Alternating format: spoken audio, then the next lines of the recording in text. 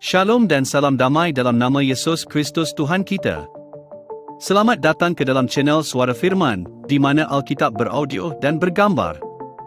Alkitab teks Perjanjian Lama ini diterjemah berdasarkan teks Ibrani dan Aram melalui Lembaga Alkitab Indonesia.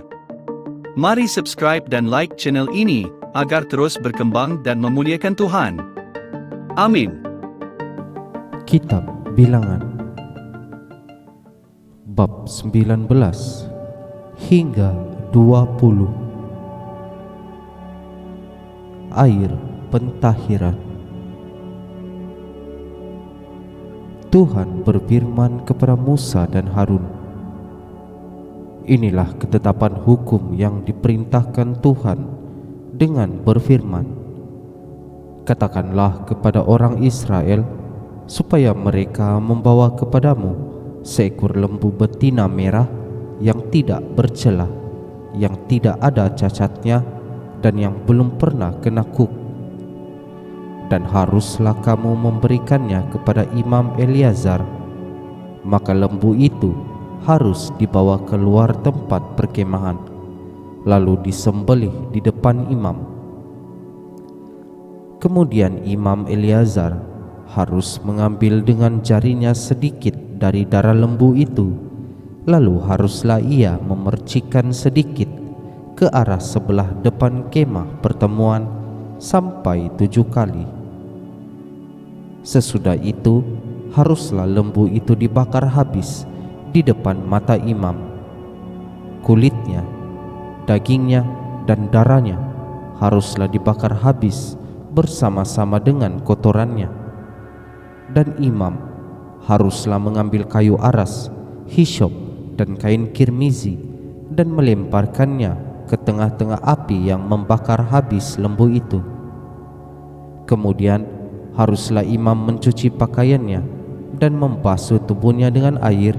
Sesudah itu masuk ke tempat perkemahan, dan imam itu najis sampai matahari terbenam.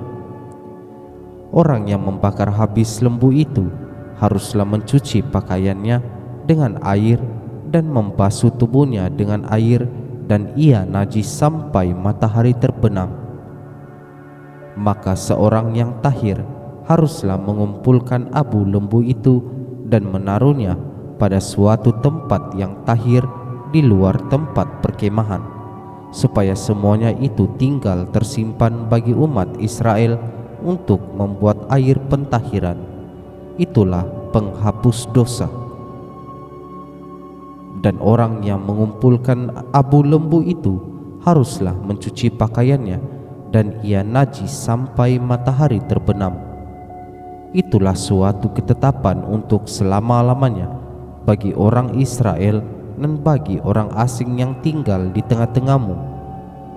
Orang yang kena kepada mayat, ia najis 7 hari lamanya. Ia harus menghapus dosa dari dirinya dan air itu pada hari yang ketiga, dan pada hari yang ketujuh ia tahir. Tetapi jika pada hari yang ketiga ia tidak menghapus dosa dari dirinya, maka tidaklah ia tahir pada hari yang ketujuh. Setiap orang yang kena kepada mayat, yaitu tubuh manusia yang telah mati, dan tidak menghapus dosa dari dirinya, ia menajiskan kemah suci Tuhan. Dan orang itu haruslah dilenyapkan dari Israel, karena air pentahiran tidak disiramkan kepadanya, maka ia najis, kenajisannya masih melekat padanya. Inilah hukumnya apabila seseorang mati dalam suatu kemah. Setiap orang yang masuk ke dalam kemah itu dan segala yang di dalam kemah itu najis 7 hari lamanya. Setiap bejana yang terbuka yang tidak ada kain penutup terikat di atasnya adalah najis. Juga setiap orang yang di padang yang kena kepada seorang yang mati, terbunuh oleh pedang, atau kepada mayat, atau kepada tulang-tulang seseorang manusia, atau kepada kubur, orang itu najis 7 hari lamanya. Bagi orang yang najis haruslah diambil sedikit abu dari korban penghapus dosa yang dibakar habis, lalu di dalam bejana abu itu dibubuhi air mengalir. Kemudian seorang yang tahir haruslah mengambil hisyop, mencelupkannya ke dalam air itu dan memercikannya ke atas kemah dan ke atas segala bejana dan ke atas orang-orang yang ada di sana dan ke atas orang yang telah kena kepada tulang-tulang atau kepada orang yang mati terbunuh atau kepada mayat atau kepada kubur itu. Orang yang tahir itu haruslah memercik kepada orang yang najis itu pada hari yang ketiga dan pada hari yang ketujuh. Dan pada hari yang ketujuh itu haruslah ia menghapus dosa orang itu. Dan orang yang najis itu haruslah mencuci pakaiannya dan membasuh badannya dengan air, lalu ia tahir pada waktu matahari terbenam. Tetapi orang yang telah najis dan tidak menghapus dosa dari dirinya, orang itu harus dilenyapkan dari tengah-tengah jemaah itu, kerana ia telah menajiskan tempat kudus Tuhan. Air pentahiran tidak ada disiramkan kepadanya, jadi ia tetap najis. Itulah yang harus menjadi ketetapan bagi mereka untuk selama-lamanya. Orang yang menyiramkan air penyuci itu, ia harus mencuci pakaiannya, dan orang yang kena kepada air penyuci itu, ia menjadi najis sampai matahari terbenam.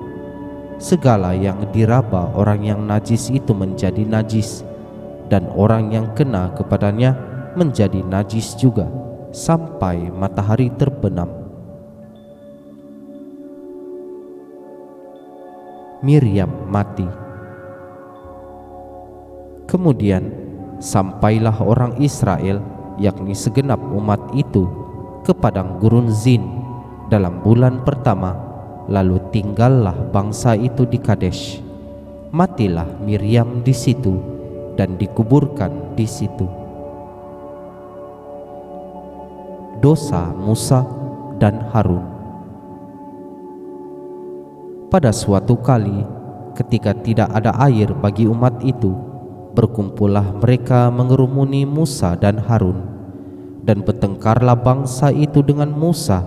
Katanya, sekiranya kami mati binasa pada waktu saudara-saudara kami mati binasa di hadapan Tuhan, mengapa kamu membawa jemaah Tuhan ke padang gurun ini, supaya kami dan ternak kami mati di situ? Mengapa kamu memimpin kami keluar dari Mesir untuk membawa kami ke tempat celaka ini, yang bukan tempat menabur, tanpa pohon ara, anggur dan delima, bahkan air minum pun tidak ada? Maka pergilah Musa dan Harun dari umat itu ke pintu kemah pertemuan lalu sujud. Kemudian tampaklah kemuliaan Tuhan kepada mereka. Tuhan berfirman kepada Musa, ambillah tongkatmu itu, dan engkau dan Harun kakakmu haruslah menyuruh umat itu berkumpul. Katakanlah di depan mata mereka kepada bukit batu itu, supaya diberi airnya. Demikianlah engkau mengeluarkan air dari bukit batu itu bagi mereka, dan memberi minum umat itu serta ternaknya. Lalu Musa mengambil tongkat itu dari hadapan Tuhan, seperti yang diperintahkannya kepadanya. Ketika Musa dan Harun telah mengumpulkan jemaah itu di depan bukit batu itu, berkatalah ia kepada mereka, dengarlah kepadaku, hai orang-orang durhaka. Apakah kami harus mengeluarkan air bagimu dari bukit batu ini? Sesudah itu Musa mengangkat tangannya, lalu memukul bukit batu itu dengan tongkatnya 2 kali. Maka keluarlah banyak air, sehingga umat itu dan ternak mereka dapat minum. Ketika Tuhan berfirman kepada Musa dan Harun, kerana kamu tidak percaya kepadaku dan tidak menghormati kekudusanku di depan mata orang Israel, itulah sebabnya kamu tidak akan membawa jemaah ini masuk ke negeri yang akan kuberikan kepada mereka. Itulah mata air Meribah, tempat orang Israel bertengkar dengan Tuhan, dan Ia menunjukkan kekudusannya di antara mereka. Edom menolak permintaan orang Israel melalui negerinya. Kemudian Musa mengirim utusan dari Kadesh kepada Raja Edom dengan pesan, "Beginilah perkataan saudaramu Israel.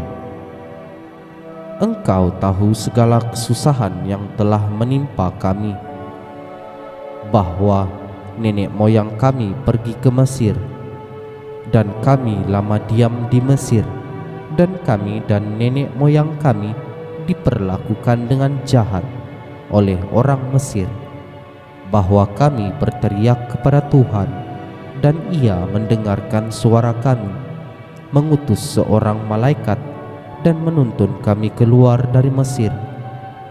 Sekarang ini kami ada di Kadesh, sebuah kota di tepi perbatasanmu. Izinkanlah kiranya kami melalui negerimu. Kami tidak akan berjalan melalui ladang-ladang dan kebun-kebun anggurmu, dan kami tidak akan minum air sumurmu. Jalan besar saja akan kami jalani, dengan tidak menyimpang ke kanan atau ke kiri, sampai kami melalui batas daerahmu." Tetapi orang Edom berkata kepada mereka, "Tidak boleh kamu melalui daerah kami, nanti kami keluar menjumpai kamu dengan pedang." Lalu berkatalah orang Israel kepadanya, "Kami akan berjalan melalui jalan raya, dan jika kami dan ternak kami minum airmu, maka kami akan membayar uangnya, asal kami diizinkan lalu dengan berjalan kaki, hanya itu saja." Tetapi jawab mereka, "Tidak boleh kamu lalu." Maka keluarlah orang Edom menghadapi mereka dengan banyak rakyatnya dan dengan tentera yang kuat. Ketika orang Edom tidak mau mengizinkan orang Israel lalu dari daerahnya, maka orang Israel menyimpang meninggalkannya. Harun mati. Setelah mereka berangkat dari Kadesh, sampailah segenap umat Israel ke Gunung Hor. Lalu berkatalah Tuhan kepada Musa dan Harun dekat Gunung Hor di perbatasan tanah Edom, "Harun akan dikumpulkan kepada kaum leluhurnya, sebab ia tidak akan masuk ke negeri yang kuberikan kepada orang Israel, karena kamu berdua telah mendurhaka kepada titahku dekat mata air Meribah. Panggillah Harun dan Eleazar anaknya, dan bawalah mereka naik ke Gunung Hor. Tanggalkanlah pakaian Harun dan kenakanlah itu kepada Eleazar anaknya. Kemudian Harun akan dikumpulkan kepada kaum leluhurnya dan mati di sana." Lalu Musa melakukan seperti yang diperintahkan Tuhan. Mereka naik ke Gunung Hor, sedang segenap umat itu memandangnya.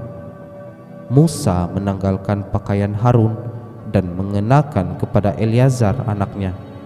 Lalu matilah Harun di puncak gunung itu. Kemudian Musa dengan Eleazar turun dari gunung itu. Ketika segenap umat itu melihat bahwa Harun telah mati, maka seluruh orang Israel menangisi Harun 30 hari lamanya. Demikianlah sabda Tuhan.